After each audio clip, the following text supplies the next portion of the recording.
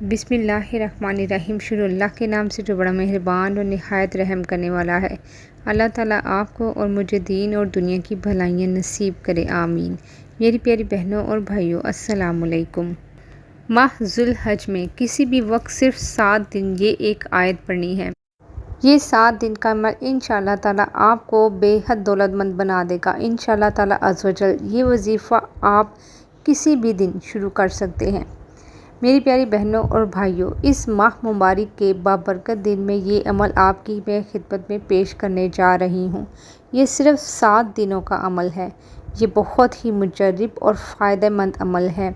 इंशाअल्लाह ताला ये अमल कसरत रिज़्क़ के लिए एक गैबी मदद का हामिल अमल है। ये 7 दिनों में से किसी दिन भी शुरू किया जा सकता है और फिर आने वाले अगले 7 दिनों में आपने हर दिन इस अमल को करना है। लेकिन इस अमल में वक्त का बहुत ख्याल रखना है। आप पहले दिन जिस वक्त भी अमल करेंगे, फिर अगले 7 दिन आपने इसी वक्त ही ये अमल करना है।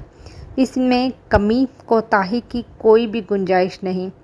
आप बेशक फजर के बाद कर लें, पहले कर लें या किसी दूसरे वक्त कर लें, ये आपकी मर्ज़ी पे मुनहसर है।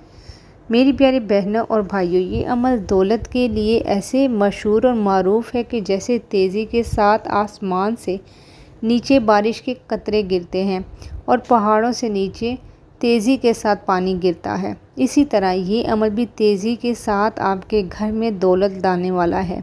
ये अमल सिर्फ़ आप एक मर्तबा कर लें, फिर इस अमल की तासीर और असर आपको सारी ज़िंदगी मिलता रहेगा इंशाअल्लाह अज़्ज़ व जल।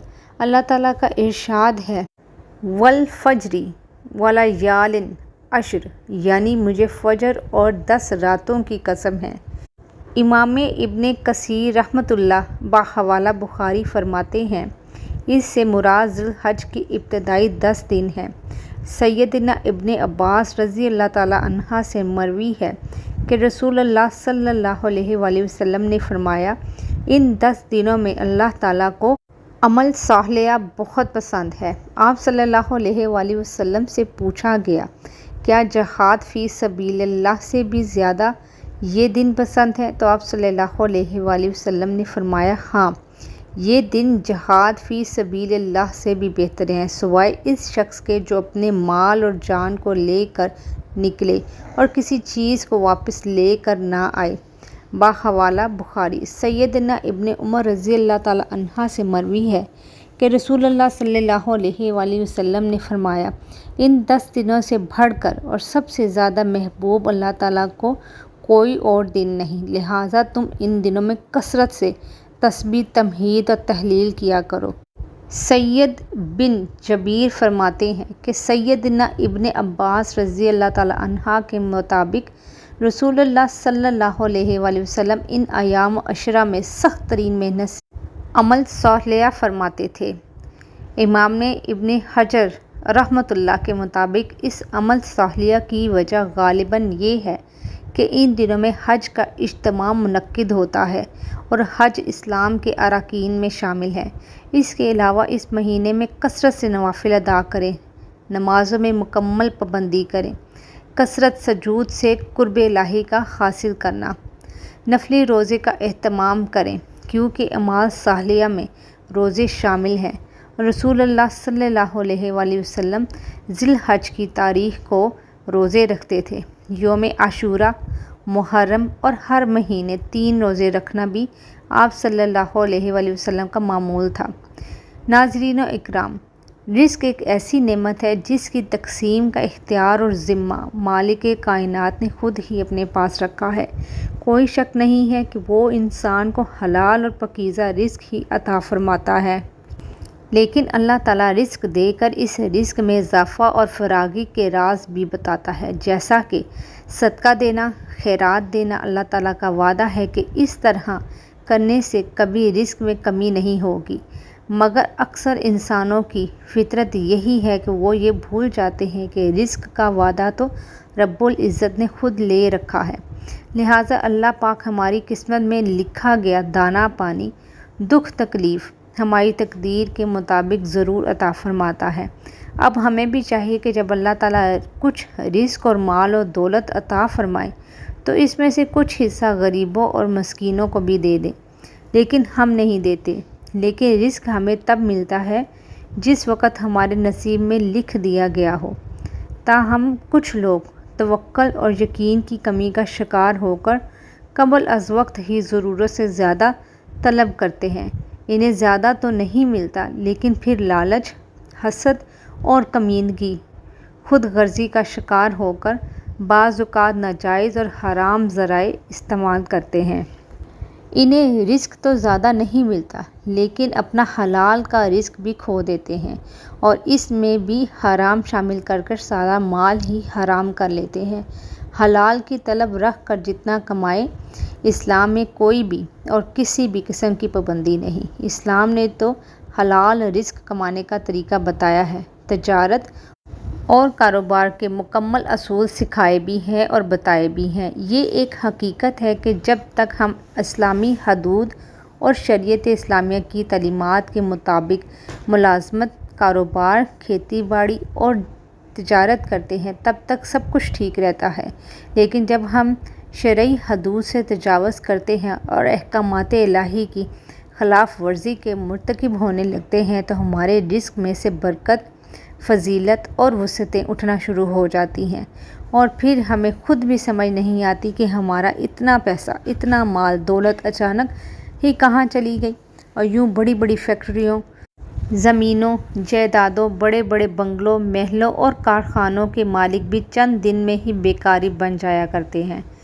رزق کی کمی یا کشادگی کے بارے میں اللہ تعالیٰ کا فرمان بہت واضح ہے اور عالیشان ہے۔ قرآن مجید کی سورۃ بنی اسرائیل کی آیت نمبر 30 میں اور 31 میں ارشاد باری تعالیٰ ہے، بے شک تیرا رب جس کے لیے چاہے رزق کشادہ کرتا ہے اور تنگ بھی کرتا ہے، بے شک وہ اپنے بندوں کو جاننے والا، دیکھنے والا ہے۔ اور اپنی اولاد کو تنگ دستی کے ڈر سے قتل نہ کرو، ہم انہیں بھی رزق دیتے ہیں اور تمہیں بھی، بے شک ان کا قتل کرنا بڑا گناہ ہے۔ میری پیاری بہنوں اور بھائیوں، اس عمل کو آپ نماز فجر سے پہلے کر لیں تو زیادہ بہتر رہے گا، اور عمل کے بعد نماز ادا کر لیں۔ یہ بات ذہن میں رکھیں کہ یہ عمل بڑا ہی قیمتی ہے، لیکن اس عمل کی کوئی زیادہ شرائط بھی نہیں ہے۔ یہ ایسی شرائط ہیں جنہیں ہر کوئی بآسانی کر سکتا ہے۔ اس عمل کو مرد بھی کر سکتے ہیں، خواتین بھی کر سکتی ہیں۔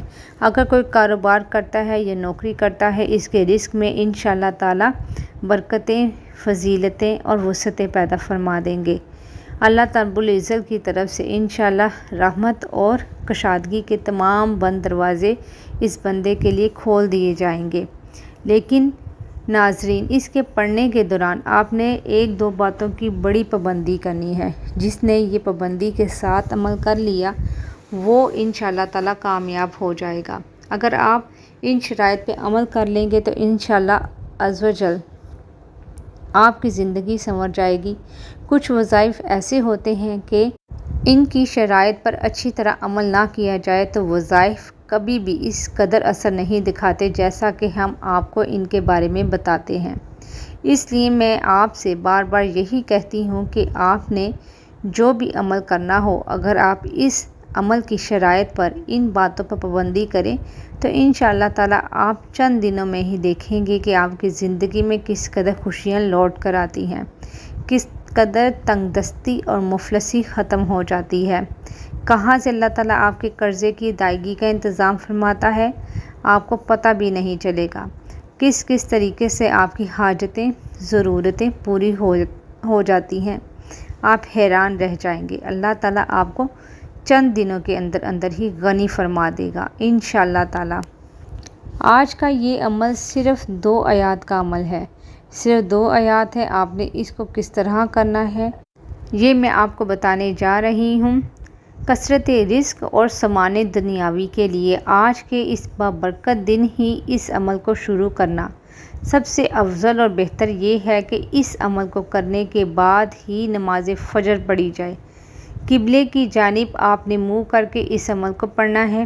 عمل کے دوران کسی کے ساتھ کسی قسم کی کوئی بات چیت نہیں کرنی، بلکہ مکمل توجہ اور دھیان سے مکمل عمل کرنا ہے۔